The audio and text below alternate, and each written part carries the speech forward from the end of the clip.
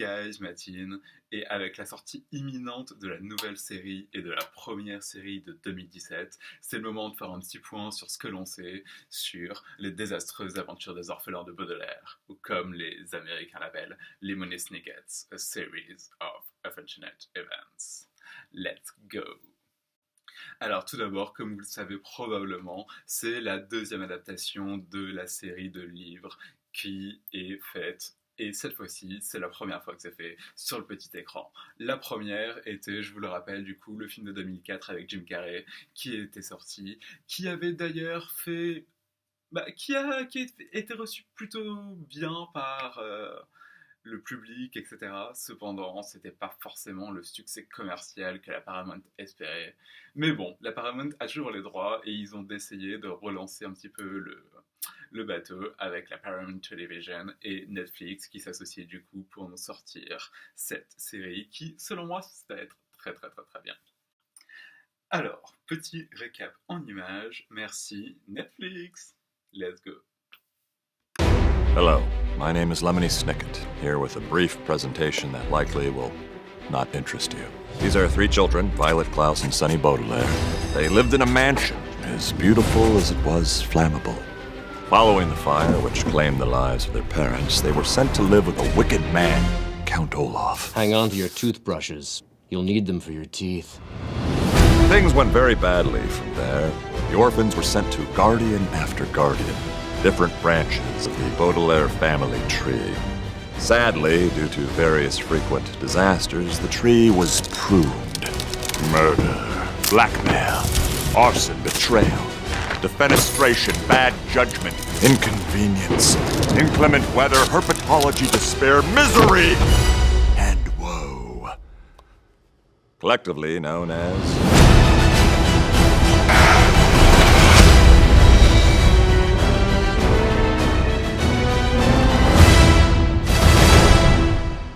Dernière adaptation, 2004.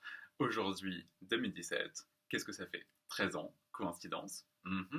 Je ne pense pas. Après les 13 livres, il faut qu'on attende 13 ans pour avoir une nouvelle adaptation des Orphelins de Baudelaire. Et cette fois-ci, c'est une adaptation qui forcément va durer et aller jusqu'au bout. Et on aura enfin la possibilité de se régaler de toutes ces aventures complètement farfelues de ces putains d'orphelins. Et je pense que ça va être génial, on va pouvoir bien s'éclater.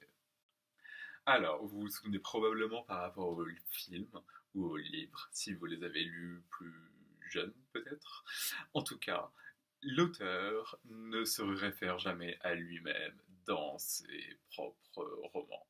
Donc il est toujours référé à Lemony Snicket, un surnom qu'il a inventé, d'ailleurs qui marche assez bien je pense. Ça sonne quand même vachement pas mal. Et donc du coup on a cette présence de Lemony Snicket et c'est quelque chose avec lequel Netflix continue énormément de jouer. Du coup, quand Lemony Snicket, aka Daniel Handler, il adore beaucoup jouer avec sa plus ou moins double identité, je suppose, pour une interview dit que Netflix risquait sa réputation et son succès en s'associant avec ses livres inquiétants et dérangeants. Il adore toujours jouer avec le fait que ses livres soient perturbants en racontant une histoire sombre et mystérieuse. J'adore ça. Wouhou.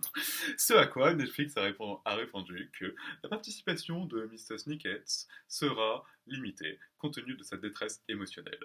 Mais le projet est à la pleine et totale implication de son représentant légal, littéraire, social, Daniel Handler, que l'on confond souvent pour Mr. Snicket. Ils aiment bien jouer. Ils aiment vraiment bien jouer. Et ils aiment encore plus jouer quand on sait que donc du coup le premier trailer, qui remonte je crois à 2015, qui présentait réellement la série, et que tout le monde pensait que donc du coup était fan-made, et en réalité diffusé réellement par Netflix sous le pseudonyme d'Eleonora Poe. Et donc du coup, Eleonora Poe est quelqu'un qui existe. C'est un personnage de l'univers des Orphelins de Baudelaire qui a du coup balancé cette vidéo en 2015, tout le monde pensant que c'était un fan-made. Netflix a rejeté le fait que cette vidéo soit de leur propre studio. Voilà, tout simplement parce que, apparemment, ce n'était pas de leur propre studio, c'était d'Eleanor Poe. Bon, Netflix aime beaucoup jouer, du coup, avec l'adaptation qu'ils sont en train de préparer. Et je pense que, donc, du coup, ils vont pouvoir vraiment bien s'éclater. Le premier teaser qu'ils ont réellement montré de la série, le montre d'ailleurs, clairement.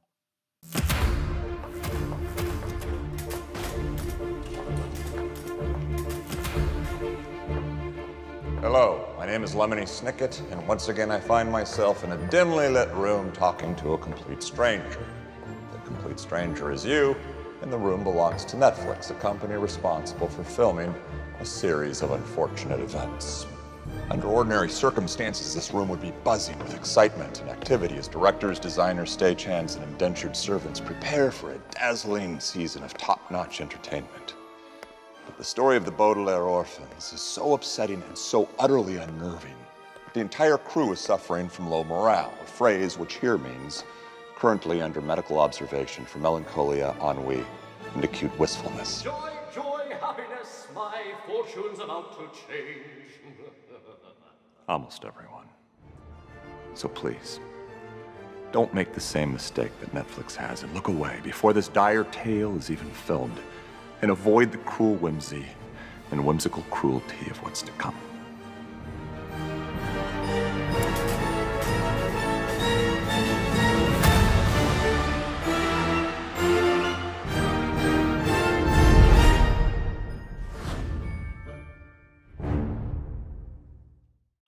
Alors, quelques infos sur cette horrible histoire, sur ces horribles orphelins et sur cette rencontre macabre que l'on va faire dès demain. Alors, la série, 8 épisodes. Apparemment, ils vont couvrir dans la première saison les 4 premiers livres, ce qui est déjà un livre de plus que l'adaptation en film de 2004. Chaque livre sera adapté en 2 épisodes. C'est pour ça que donc du coup, vous faites le compte, 8 épisodes, 4 livres, Voilà, pas trop compliqué jusque-là, ça va.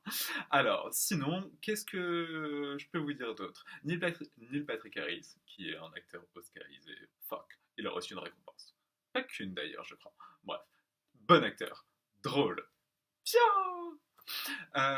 il a dit que c'était apparemment la série la plus chère que Netflix n'avait jamais produite. Et franchement, ça met la barre bien haut, étant donné que pour le moment, c'est The Crown qui est, disons, la plus chère que Netflix ait jamais faite, avec un total d'environ 13 millions par épisode.